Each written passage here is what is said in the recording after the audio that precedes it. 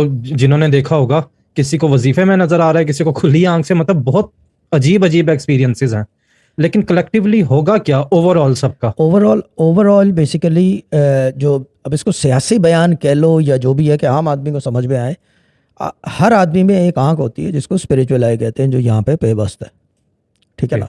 और चीज़ ये है कि इस होती है, अब एक आंख जब आपने कहा तो फिर वो दज्जाल भी ख्याल आता है एक आंख, but this is something different, ठीक है ना।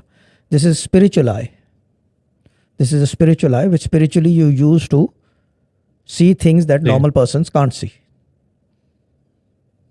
ठीक है, That is why it's used. अब यूज से मतलब स्पिरिचुअल, इस आँख की इतनी कुव्वत है कि ये इस तरह बताया जाए, अब आपकी आँख है, देखती सब कुछ है।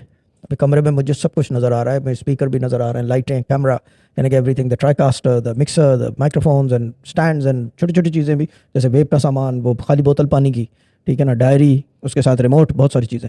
But I am focusing on one thing and that is you. मैं आपको देख के बात कर रहा हूँ, लेकिन नज़र वो सब आ रही हैं। इसका मतलब एक बात तो पक्की है, क्या?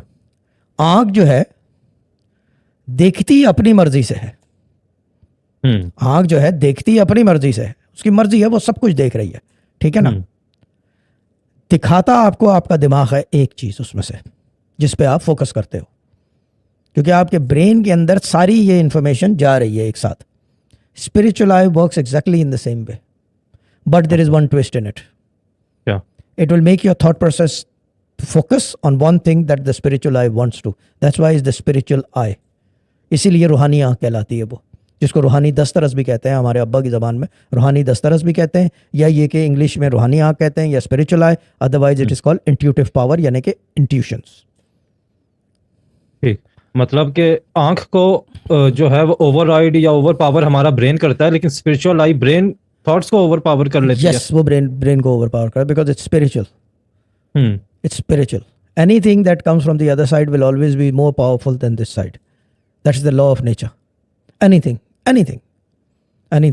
क्योंकि अगर ये कहा जाए कि ऐसा नहीं है तो फिर आप क्या कहते हैं उसको, everything that came as a message came from that side and that overruns whatever's here.